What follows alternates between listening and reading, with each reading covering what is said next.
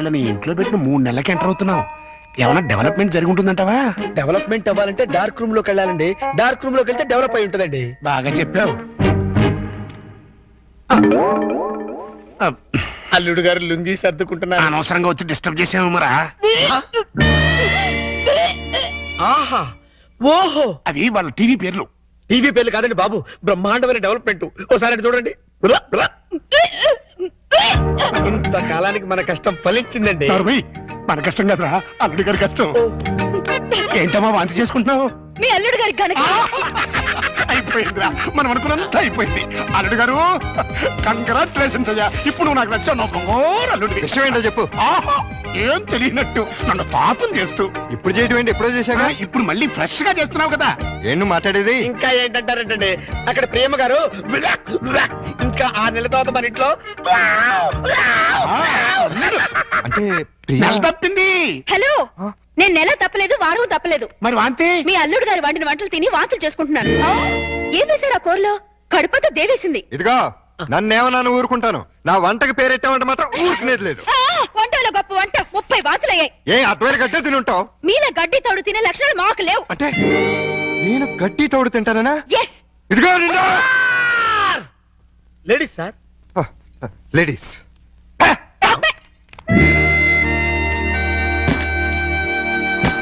వీళ్ళిద్దరూ కంచాల దగ్గర అయితే కొట్టుకుంటుంటే ఇంకా మంచం మాట ఏంట్రా?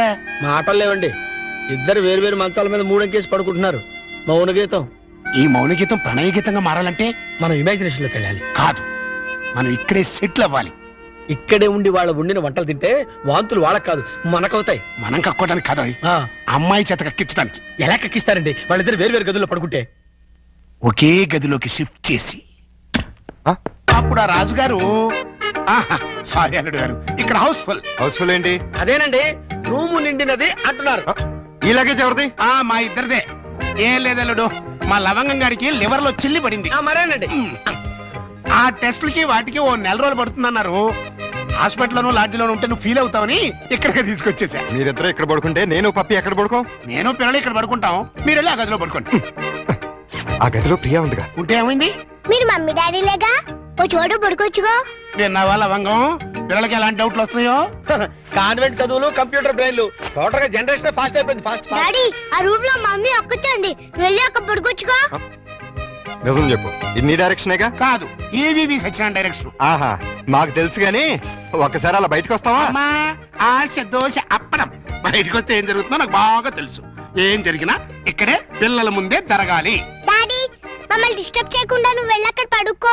తాతయ్య మాకు మంచి కథలు చెప్తున్నాడు.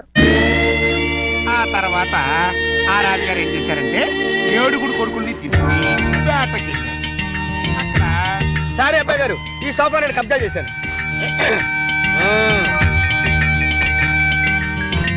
అప్పుడు ఆ రాజుగారికి ఏం చేయాలో తోచక పిచ్చి పిచ్చి చూపులు చూస్తున్నాడు. అదేం డాడీ, ఇక్కడ పడుకుంటున్నా? అదే నేను ఇక్కడ పడుకోవట్లేదు, దిండు జారిపోతాను. నేను మమ్మీ గదిలో పడుకుంటున్నాను. ఏ కారు ఈ టైంలో వచ్చారు? అదేంటి తలపేస్తున్నారు? 1 నెల రోజులు ఇక్కడే పడుకుంటాను పిల్లల కోసం. వాట్?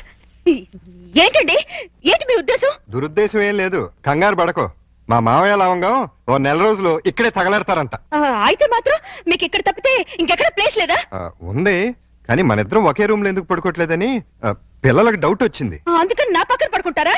కాదు, ఈ పక్క పడుకుంటాను. మీరు ఏ పక్కన పడుకున్నా ఈ రూమ్ లో ఉండడానికి వీల్లేదు. ఏ, నువ్వు కంట్రోల్ తప్పుతావని భయమా? చిచి, నేను చాలా నిగ్రహంగా ఉంటాను. మరి ఇంకెందుకు అబ్జెక్షన్? నువ్వేంటో నాకు తెలుసు, నేనేంటో నీకు తెలుసు. హ్యాపీగా పడుకో. Good night. లవంగం తలుపేసుకుని గంటైంది, అప్పుడు ఇంకా బయటకు రాలేదురా. అంటే అమ్మాయి గారు గ్రీన్ సిగ్నల్ ఇచ్చేసినట్టున్నారు. అయ్యో సార్, సార్ నలిపింది సారీ రా. సారీ తర్వాత ముందా గదో సీన్ చూడండి. చనమి, అమ్మాయి అల్లుడు కలిసి ఉంటే చూడమంటావా? కళ్ళు పేలిపోతాయి. వాళ్ళేదో కింద మీద పడుతూ ఉంటారు. కింద మీద పెడితే పర్వాలేదు, కింద ఒకళ్ళు మీద ఒకళ్ళు పడ్డారు. రండి చూపిస్తాను.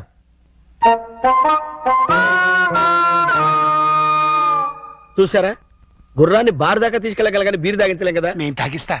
ఎలా తాగిస్తారండి? ఓరి నా పుచ్చు లవంగం, 2 ఇళ్ళని ఒకే ఇల్లు చేసామా? 2 బెడ్రూమ్లు ఒకే బెడ్రూమ్ చేసాం. అలాగే 2 పక్కల్ని ఒకే పక్క చేస్తాం. భర్తపై అనుమానంతో విడాకులు తీసుకున్న అంబిక ఏమండి నేను ఏమన్నా అంటే అన్నా ఉంటారు కానీ అనుమానంతో విడాకులు తీసుకుంటారు ఎవరైనా? ఏంటో అదేంటి అల్లుడు బట్టలు నువ్వు తీసుకెళ్తున్నావు, ఉతకడానికి ఏమోనండి. నువ్వు బట్టలు ఉతకడం ఏంటి అల్లుడు? ఏ నువ్వు ఉతుకుతావా? నువ్వు నేను ఉతకడం ఏంటి? ఇంట్లో లేడీస్ లేరు? లేడీసా? అదేనండి మీ మిస్సెస్ గారు, అదే పప్పి మమ్మీ గారు. ఏంటమ్మా ఈ అన్యాయం? కాఫీ ఇవ్వడం అన్యాయం ఏమిటి? కాఫీ ఇవ్వడం కాదు, అల్లుడు గారి చేతికి బకెట్ ఇవ్వడం. ఇంటికి వెళ్ళాలి వాషింగ్ మిషన్ అన్నారు. నువ్వు అల్లుడు గారి చేతి బట్టలు ఉతికిస్తే పప్పి బబ్లు ఏమనుకుంటారు? అంటే మీ ఉద్దేశం ఏమిటి? రండి, రా పిల్లలు, రండి, రండి. రండి. ఇప్పుడు చెప్పమ్మా, ఇందాక ఏదో చెప్పబోయావు. చెప్పమ్మా చెప్పు. అది నేను వద్దన్నా కూడా వినిపించుకోకుండా ఆయన ఉతుకుతానంటారు ప్రతిసారి కదండి. ఆహా, అవును. అంటే అల్లుడు గారికి నీ మీద బోళ్ళంత లవ్వు, నిన్ను కష్టపెట్టే ఇష్టం లేక అలా అండి ఉంటాడు కదల్లుడు. ఆ, అవును మావయ్య. తీసుకెళ్ళి ఉతుకో. అలాగే ఉతుకుతాను. ఈ లోపు మీరు అన్నం కూర వండేసేయండి. Oh my God! ఏమిటమ్మా ఈ అన్యాయం?